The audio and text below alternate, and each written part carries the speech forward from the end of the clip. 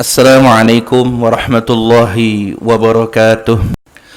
Wa qalat ummul mu'minin, dan telah berkata ummul mu'minin, ibundanya orang-orang yang beriman. Gelar ummul mu'minin ini diberikan kepada wanita yang menjadi istrinya Rasulullah sallallahu alaihi wasallam. Siapakah beliau? Ummu Salamata radhiyallahu anha, yakni Ummu Salamah radhiyallahu anha. Beliau berkata, ista'zana, telah meminta izin, Abdullah ibni Ummi Maktumil A'ma, Abdullah bin Ummu Maktum al-A'ma, sang buta. Jadi ada sahabat Nabi namanya Abdullah ibnu Ummi Maktum. Beliau ini buta. Masyhur sekali hadisnya tentang beliau meminta keringanan kepada Rasulullah untuk tidak ikut berjamaah di masjid karena beliau buta dan tidak ada yang menuntunnya. Maka Rasulullah pun mengizinkannya, namun ketika ia baru berbalik badan dan berjalan beberapa langkah, tiba-tiba Rasulullah kembali bertanya kepada Abdullah ibnu Ummi Maktum, wahai Abdullah, apakah kau mendengar suara azan? Ya, saya mendengarnya ya Rasulullah. Maka Rasulullah pun bersabda, kalau begitu wajib atau harus untuk bagimu untuk datang berjamaah meskipun dengan cara merangkak. Buta, orang buta. Selama masih ngedengar azan, maka walaupun buta mata sekalipun, maka diharuskan untuk berjamaah ke masjid meskipun harus merangkak sekalipun. Maka bersyukurlah kita masih diberikan pandangan mata yang baik, ya. Namun itu akan menjadi kufur nikmat kalau kita tidak menggunakannya dengan sebaik-baiknya. Kalau yang buta saja masih dianjurkan ke masjid berjamaah, maka bagaimanakah kita yang memiliki mata yang sehat, yang sempurna seperti ini, tapi masih tidak mau datang ke masjid, ya. Nah, ini Abdullah ibnu Ummi Maktum, nama aslinya adalah Wahwa, dan ia adalah ibnu Shuraih ibni Malik ibni Rabi'ah, yaitu Abdullah ini adalah Abdullah bin Shuraih bin Malik bin Rabi'ah. Ummi Maktumnya mana? Nggak ada kan di sini. Nanti ketahuan. Jadi nama aslinya Abdullah bin Shuraih bin Malik bin Rabi'ah. Wa Ummu Maktumin, dan Ummu Maktum adalah Ummu Abihi, ibu dari ayahnya. Jadi Ummu Maktum ini ibu dari Shuraih. Dari Shuraih berarti siapa ini? Neneknya. Unik. Jadi Abdullah ibnu Ummi Maktum ini dinisbatkannya kepada neneknya, kepada neneknya, ibu dari ayahandanya. Padahal beliau sendiri adalah Abdullah bin Shuraih. Nah, Shuraih ini punya ibu namanya Ummu Maktum. Nah, ini dinisbatkan kepada sahabat Nabi yang bernama Abdullah bin Ummi Maktum. Wasmuha, dan namanya Ummu Maktum itu adalah Atikah bintu Amir. Atikah binti Amir. Jadi namanya Ummu Maktum itu lakob, apa? Kunyah. Kunyah. Nama lengkapnya aslinya adalah Atikah bintu Amir. Atikah binti Amir. Atikah. Cakep banget Atikah. Atikah, ya. Nah, minta izinnya kepada siapa? Abdullah ibnu Maktum ini ala Rasulullah sallallahu alaihi wasallam. Wa ana, dan aku, kata Ummu Salamah, wa Maimunah, dan Maimunah, aku dan Maimunah, jalisatani, sedang duduk. Jalisatani, sedang duduk. Jadi Ummu Salamah dan Maimunah kala itu sedang duduk, berarti di dekat Rasulullah. Faqala sallallahu alaihi wasallam ihtajiba berhijablah kalian berdua. Ihtajiba, berhijablah kalian berdua. Berarti waktu itu tidak berhijab. Faqulna, maka kami berkata, kata Ummu Salamah, awalaisa bi'a'ma? Awalaisa bi'a'ma? Bukankah dia itu buta? Kan Ummu Maktum, ya kan? Abdullah bin Ummi Maktum. Ummu Salamah berkata kepada Rasulullah, awalaisa bi'a'ma? Bukankah beliau buta? Gitu. Maksudnya, untuk apa kami disuruh pakai hijab, berhijab, kalau yang di depan kami orang buta? Kan dia nggak ngelihat, kan gitu. Ya, betul nggak?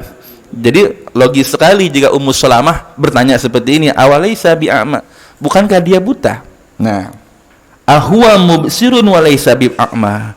Bukankah dia itu ahwa mubsirun, bukankah dia itu melihat, walaysa bi'a'ma, dan tidaklah ia buta? Kalau ditakdirkan seperti itu. La yubsiruna, dia tidak bisa melihat kami. La yubsiruna, ia tidak bisa melihat kami. Faqala, maka Rasul bersabda, wa antuma la tubsiranihi, wa antuma la tubsiranihi. Lalu kalian berdua apa nggak bisa melihat dia? Wa antuma la tubsiranihi. Lalu apakah kalian berdua tidak bisa melihat dia? Karena Ummu Salamah dan Maimunah tidak buta, berarti bisa melihat Ummu Abdullah bin Ummi Maktum. Ya, hadis ini menunjukkan bahwasanya para wanita tidak boleh ngumpul bareng meskipun dengan laki-laki buta sekalipun. Itu teh yang buta. Gimana yang matanya bening banget, yang matanya jelalatan ke kiri ke kanan? Kalau yang buta saja tidak boleh. Lalu bagaimana duduk dengan laki-laki yang matanya tembus pandang ke sana kemari sampai menembus ke dalam hati wanita tersebut? Apalagi dia pakai jurusnya temennya Naruto tuh, iya, yang bisa nembus. Gitu ya kira-kira. Jadi hadis ini menunjukkan tidak bolehnya para kaum wanita duduk bersama laki-laki meskipun laki-laki itu buta sekalipun. Inilah agama kita, betapa hebatnya. Kenapa? Karena bukan cuman laki-laki yang nggak boleh ngelihat perempuan, perempuan pun sebaliknya. Begitu. Bukan cuman laki-laki yang kagak boleh, perempuan juga kagak boleh. Iya. Maka di sini fayahrumu 'alal a'ma, maka haram bagi orang buta al khalwatu, berkholwat, mojok. Kholwat itu mojok, kholwat itu menyepi. Artinya nyepi bin nisa'i, bersama kaum wanita. Maka haram bagi orang buta al khalwatu bin nisa'i, menyepi bersama para wanita, mojok, nyepi bareng kaum wanita meskipun buta sekalipun. Kada fil ihya, seperti ini keterangannya fil ihya'i, di dalam kitab Ihya Ulumuddin, buah karya al-Imam Muhammad bin Muhammad al-Ghazali. Jelas ini kira-kira? Jelas ya? Wa qala Ibnu Hajarin, dan telah berkata Imam Ibnu Hajar fi Zawajiri, dalam kitab Az-Zawajir ala Syarhil Kabair, syarah kitab Al-Kabair, dosa-dosa besar. Wa kanat Aisyatu wa Hafsatu, dan telah ada Sayyidah Aisyah dan Sayyidah Hafsah. Sayyidah Hafsah ini adalah putri dari Sayyiduna Umar, ya. Dan telah nyata Aisyah adalah putri dari Sayyidina Abi Bakar, Sayyidah Hafsah putri dari Sayyidina Umar. Dan telah nyata Sayyidah Aisyah dan Sayyidah Hafsah jalisataini, keduanya duduk indan Nabi, di dekat Nabi sallallahu alaihi wasallam. Fadakhala Ibnu Ummi Maktumil A'ma, maka masuklah Ibnu Ummi Maktum al-A'ma yang tadi. Ya. Ini riwayatnya senada, ya, sedikit ada perbedaan saja. Kalau tadi Ummu Salamah dan Sayyidah Maimunah, kalau ini Sayyidah Aisyah dan Sayyidah Hafsah. Fa amarahuma, maka memerintahkan keduanya Rasulullah sallallahu alaihi wasallam bil ihtijabi minhu, untuk berhijab, minhu dari Ibnu Ummi Maktum. Faqalata, maka bertanyalah Sayyidah Aisyah dan Sayyidah Hafsah, innahu a'ma la yubsiruna, sesungguhnya dia itu buta, la yubsiruna, tidak bisa melihat kami. Faqala sallallahu alaihi wasallam, afa umyawani antuma, apakah kamu berdua buta? Alastuma tubsirani, bukankah kalian berdua bisa melihatnya? Alastuma tubsirani, bukankah kalian berdua bisa melihatnya? Bala, ya, iya ya Rasulullah, kami lihat. Inilah retorika Rasulullah. Ya, kalau kita misalkan bini kita pakai jilbab, kan dia buta, Bi, misalkan pakai udah kagak boleh, nah, gitu. Tapi Rasulullah lihat cara retorikanya, dia buta, kamu buta nggak? Enggak. Dia nggak bisa lihat, kamu bisa lihat nggak? Bisa. Ya kalau begitu kamu berhijab. Pendekatan bahasanya bagus ya.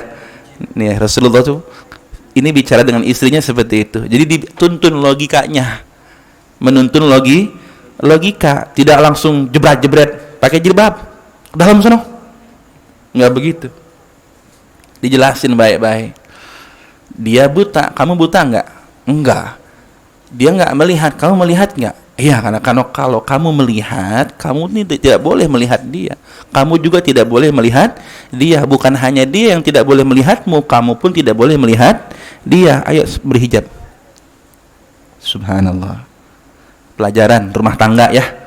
Pendekatan bahasa penting sekali. Perempuan itu peka banget sama bahasa. Sangat sensitif dengan kata-kata. Ya, makanya laki-laki yang banyak yang menipu dengan kata-kata. Dan banyak perempuan yang tertipu dengan kata-kata.